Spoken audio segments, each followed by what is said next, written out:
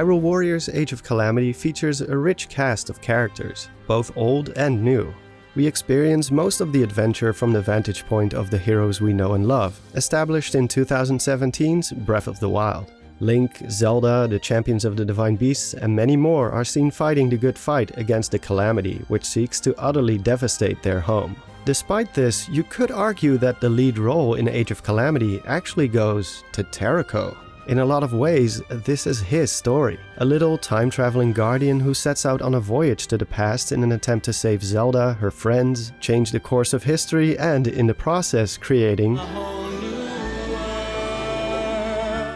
And yes, for those who are still in denial about this, Age of Calamity does indeed usher in a new timeline split for the series. This is proven from this little excerpt called Splintered Worlds, which literally states that as soon as the Guardian traveled back into the past, a new world was born. But in this video, I don't want to necessarily talk about the timeline split itself, but rather about this visitor from another world. Since who or what is Terrako exactly? Well, aside from being one of the cutest things to ever grace the Zelda series and most likely a distant ancestor of R2-D2 and BB-8, this little guy houses some extraordinary and powerful abilities, even outclassing the Sheikah Slate. Sure, the Slate can manipulate time to a small extent, freezing objects in place, but that is still small potatoes compared to actual time travel, especially on the scale we see Terrako do. Even transporting multiple beings from a completely different realm of existence to aid him and his friends. Aside from being a very convenient plot device, which, let's be fair,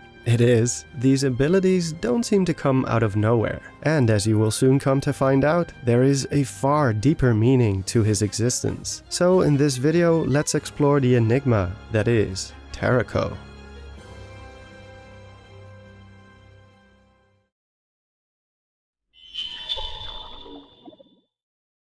Let's start at the very beginning. Terrako was built by Zelda when she was only a young child of 6 years old, assembled and refurbished from various ancient parts, which in and of itself is already a cool piece of lore. It shows that the people of Hyrule already knew about the existence of the ancient Sheikah relics before Ganon's return was prophesied and the massive excavation started, and were digging up these relics from the past as a hobby or curiosity. While speaking to her father, Zelda reveals that she and her mother were among those interested in these relics, and routinely went out exploring together.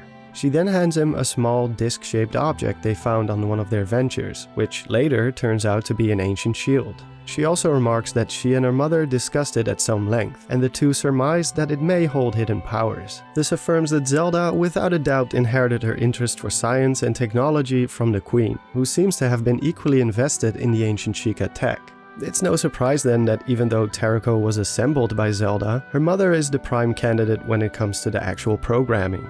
Don't get me wrong, I don't doubt that Zelda is a smart and capable person, but she is only 6 years old at this point. There are several aspects about Terrako that, at least in my opinion, proves beyond a reasonable doubt that he was programmed by the Queen. The first one being that Terrako is able to do this.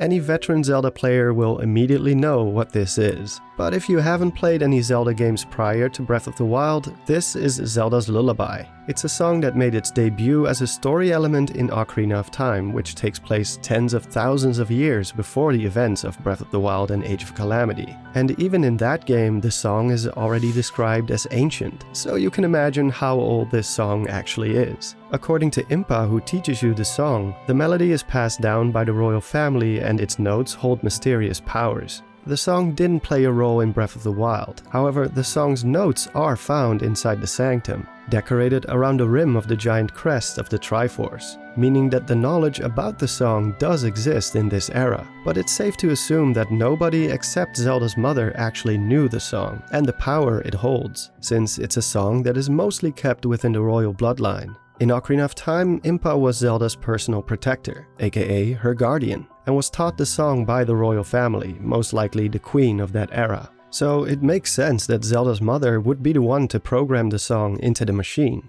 Terrako has shown to be extremely protective of Zelda, literally and figuratively acting as her guardian. Another big giveaway that Terrako was the Queen's handiwork is the fact that he reacts or activates upon the release of Zelda's divine power. If the Queen did indeed possess this power as well, something that's becoming more and more likely, only she would know how to program a machine to read this type of energy, since she would be able to conjure up this energy as well. So yeah, I cannot think of anyone else that could have programmed Terrako with these features, especially since the Sheikah have been banned from using the technology up until the prophecy. The Queen created the diminutive guardian to, well, literally be her guardian, as well as a companion of sorts. Being a daughter of royalty, she probably didn't have a lot of friends growing up. Attending normal schools is out of the question for a child of her stature, even in real life. Traditionally, royal children were educated privately by tutors, in this case her biggest tutor being the Queen herself. While her father busied himself with ruling over the kingdom, Zelda and her mother maintained a very close bond, in part due to their shared interest in technology and ancient relics. But the creation of Terrako goes a lot deeper than just being a companion and protector for Zelda, and the abilities the Guardian possesses, such as being a jukebox for Zelda's lullaby, reading the sacred divine power, and of course time travel, can all be explained if we look at the bigger picture, and in particular the fact that the Queen may have been harboring a dark secret.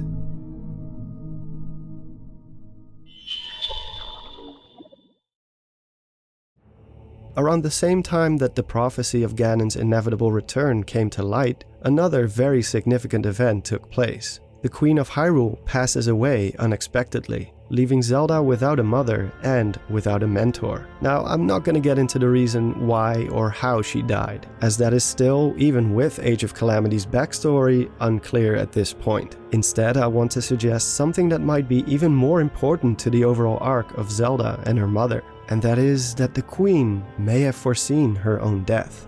Those who possess the blood of the goddess and thus harness her divine power are in some occasions shown to have the ability to see into the future. In Ocarina of Time, for instance, Zelda has visions which literally predict the rise of Ganondorf before it actually happens. It's not too far-fetched then that the Queen also possessed some degree of foresight as well. Some speculate that she may have even been the one who predicted the return of Calamity Ganon. However, there is also evidence that contradicts this idea. Either way, for the theory at hand, it doesn't really matter if she did or not. What matters is that the Queen may have had premonitions of Hyrule's impending doom, and that she herself was not going to be around for much longer to do anything about it. Having unlocked her sacred power herself, she must have realized the risk that her daughter, still being so young, might not be able to awaken her power in time to save herself, her kingdom, and her friends from Ganon's wrath, especially with no one around to teach her how. And well, she was totally right. Zelda did eventually manage to awaken her power, but by then the damage had already been done. Hyrule was devastated absolutely by Calamity Ganon. In an attempt to change the outcome of the future and give her kingdom a second fighting chance, Zelda's mother programmed and outfitted Terrako with all the tools needed to make this happen. She knew that Zelda would eventually awaken her power, but not if this would happen in time. Thus, she makes sure that the Guardian automatically boots up and responds to the presence of this divine power. Something that would be easy for her to do since she too can generate this energy at will. She then modifies Terrako to hold the ability to time travel, in case the events don't play out as intended and Ganon succeeds. As a final measure, she programmed Zelda's lullaby into the Guardian. If he indeed would have to travel back in time, there is the risk that Zelda from the past may not remember her companion. And as we saw in Age of Calamity, this is exactly the case. Shortly after the Queen's death and the prophecy of Ganon's return, her father, thinking it was just a mere toy and a distraction for his daughter, confiscates Terrako so Zelda can focus on the mission ahead. That mission being unlocking her sacred powers. Being only 6 years old when this occurs, Zelda slowly forgets about the existence of her little companion while growing up. And this is where the lullaby comes into play. It's quite poetic that a lullaby, which is a song described as a quiet, gentle melody sung to send a child to sleep, is now used to awaken Zelda's memories from her childhood. We hear the Guardian play it a total of 5 times throughout Age of Calamity's story. 3 times in the past and 2 times during her memories. On 2 different occasions when the song is played in the present, it manages to jog Zelda's memory about Terrako, her mother, and everything she suppressed since she was a child. And in all instances in the present, it happens when she's in a state of worry or sadness. It's obvious that the song was programmed to comfort her, but it also seems to serve this secondary function of helping her remember her past. There's only one instance in which it doesn't accomplish this goal, which is when she breaks down in front of the ravaged Hyrule Castle right after the calamity started, likely because she was too distracted with the fact that she just saw her father getting murdered, or so she thinks, and of course her kingdom being on the verge of getting torched because of her failings. Instead, this happens. All of it was for naught.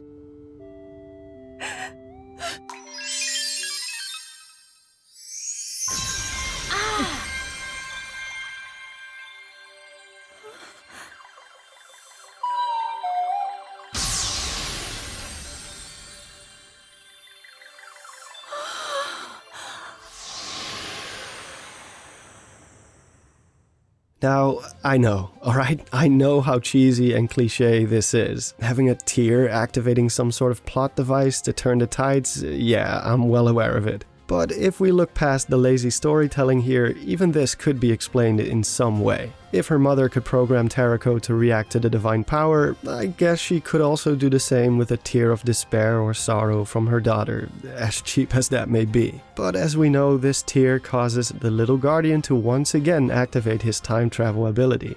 But rather than jumping in time himself, he transports 4 key figures from Breath of the Wild's timeline, from 100 years after he himself jumped through time nonetheless, to Age of Calamity's timeline to help in the fight against Ganon. How he's able to do this is beyond me, and there's no real way to explain what happens here without severely stretching it. But I guess if the Queen did have the knowledge of foresight, she may have known that 100 years from now, 4 individuals were going to be born who would be a perfect fit to aid them in this quest. I don't know, like I said, this is a stretch, and if you have your own ideas about it, feel free to share them down in the comments. Anyway, with all these measures in place, Zelda's mother assured that Terrako's presence would greatly improve the odds for the kingdom, and that is without taking into account that he's also able to activate Sheikah towers and other important technology, which also made a huge difference on the outcome and may or may not have been planned by the Queen as well.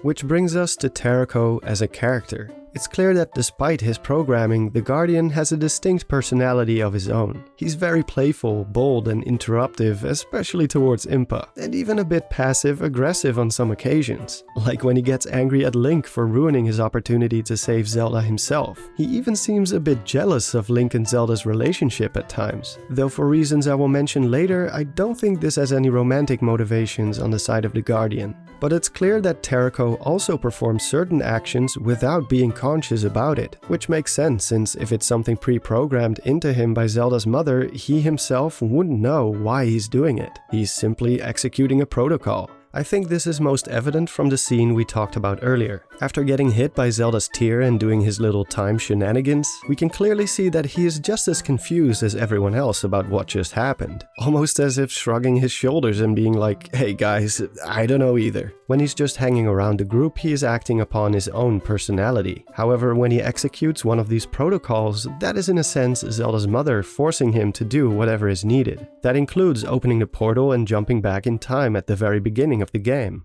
So to paint a broader picture, Terrako sits dormant on a shelf for 11 years, detects the presence of the divine power and activates itself. As mentioned before, Zelda's mother knew that Zelda would eventually awaken her power, but wasn't sure if this was going to be in time to save the kingdom. This means that Terrako was programmed to deal with 2 different scenarios in Breath of the Wild's timeline. Had Zelda awakened her power in time, the war against Ganon could have been won. She would have sealed Ganon successfully as was the original plan. Or she would have been too late and the kingdom would already be destroyed along with everyone in it. Terrako would have awakened either way since in both scenarios the divine power is activated at some point. The Guardian would then assess the situation. If Hyrule has been saved, he basically doesn't have to do anything. However, as we all know, this is not how things panned out. Instead, he wakes up, sees the kingdom in ruin and executes the time travel protocol, jumps into the portal and the events of Age of Calamity pick up. But we're not done yet. There's one final thing we need to address before rounding up this theory, since if we're talking about Terrako, we of course also have to mention his doppelganger, Harbinger Ganon.